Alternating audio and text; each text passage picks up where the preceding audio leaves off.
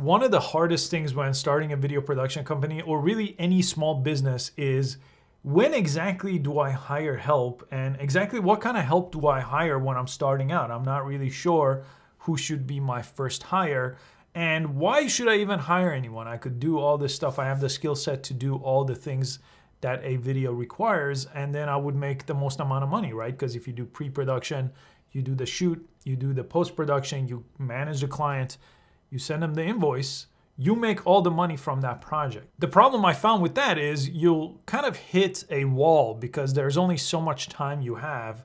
And at some point you may look at hiring someone to help you.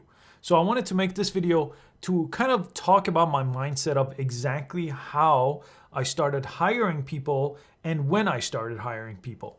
And I obsessively researched this. And the question that I had in my mind that would basically show me exactly when to hire someone was, I was trying to figure out by reading a bunch of books, what's the revenue? How much money should I be making in order to hire someone? Which was totally the wrong question.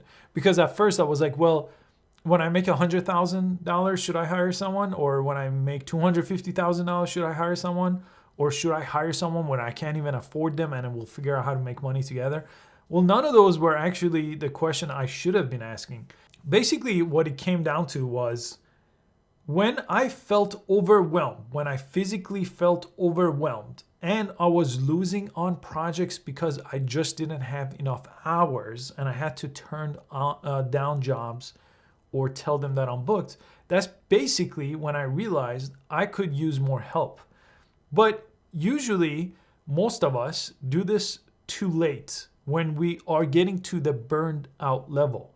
So it was kind of like that for me. I just was refusing to hire help and was trying to do everything myself.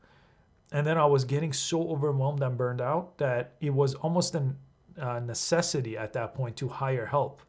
So hopefully you don't get to that point, but these are some other things that I kind of figured out along the way for hiring people. The first couple of people that I hired, which I think you should hire these people right away and you should not figure this stuff out, is you should hire a lawyer to help you set up your business structure if you haven't done so. I did so much research, figuring out business entities and how to do this on my own for no reason. I was basically wasting my valuable time to research this stuff when I could have just paid a lawyer a few $100s, I think is what I ended up costing to do this for me. And I think I wasted what would be thousands of dollars worth of my time in just the research part. And my first S corporation I even set it up incorrectly and ended up in a whole mess anyway. Then I hired a CPA. That was my second person I ever hired. Now, these are not full-time employees. They will just do things for you a couple of times a year maybe. But those people saved me an insane amount of money and time over time.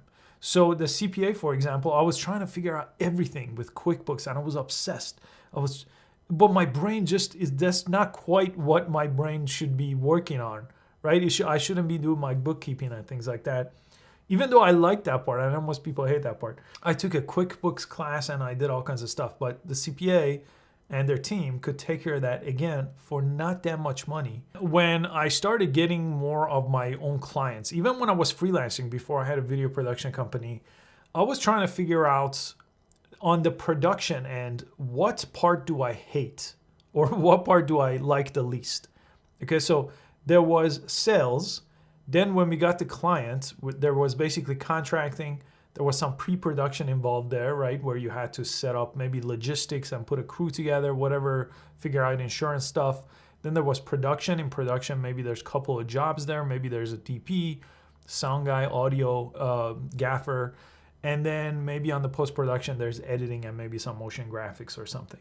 So all those things, at one point, I did every single thing. And on the front end of the business, right, the bookkeeping and all that, I did all that too. So I kind of had some understanding what I hate and what I just don't want to do anymore. So in the production end, editing was one of the first things I figured out how to outsource. And I started with just a freelance editor before hiring someone more permanent. But freelance editors are great if they could give you enough time to work on a specific project for you. So I recommend, if you're not a post-production type of person, outsource that. If you're a post-production type of person, find a DP or a director to handle the shoot part. Then the next person was a producer, or basically a producer that could handle the production manager side of things too. It was kind of a two-in-one job. But production manager, meaning they set up the whole production, and producer, they were an on-set producer to make sure everything went correctly. In corporate shoots, they would ask the questions, for example, and kind of shape that story as well. So almost like a story producer in a way. But basically hiring those people in that order really took a lot of the burden off my hand, because I really loved being a cinematographer and I really liked directing. Sometimes I would hire a director when I thought they would do a better job. Sometimes I would hire another cinematographer and I directed when I thought they would do a better job. Like some of the first tabletop shoots I was doing, where we were doing a lot of product shots, overhead, I just really wasn't that comfortable yet shooting that type of style. So I hired a high-end DP that could handle that, and I learned from them on the job, right? I was never gonna learn from them if I did it on my own, right? I have to bring someone else to figure out how this stuff works. But this all worked because I charged high enough rates for my production that I could afford some of the best people for that type of project instead of trying to figure out everything by myself with a low budget. Then basically, I think the first year I had a full production company, I really relied on freelancers. I think that first year we hired 29 freelancers, again, in post-production, in production, and in the producing side of things to take care of all kinds of different things. So you don't have to hire an employee and be responsible right away for a whole salary of a person, for their whole life, for their whole family, where you could just work with freelancers. And then when you could make the shift is when you're paying a lot to a freelancer in a year. Like you're paying $30,000 for a freelancer when maybe an entry-level job like that is $45,000 a year. And then you could look into actually hiring someone in-house. But you really don't have to. It's not like clients are calling you and asking you who's working in-house, who's not working in-house. So sometimes I would hire a freelancer for a period of time.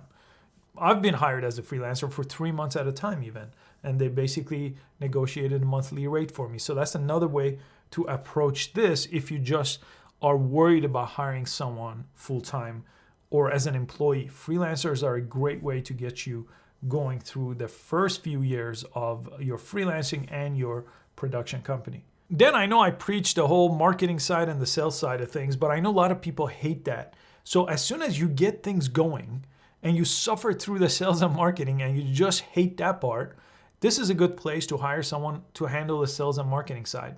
Again, I've not had the best experience with this. That's why I really went deep to that part of it myself, because every other production company I saw, they really were not able to hire a savvy director of marketing or director of sales till they were in 7 figures. So if you don't get to that point in the 6-figure range, especially if you're making 100,000 or 200,000 as a production company, it's really hard to convince someone that's good to do that job, because that's something they probably could make a lot of money doing for anybody else. So that's why I kind of dive deeper myself, and that's the kind of stuff I teach on this channel.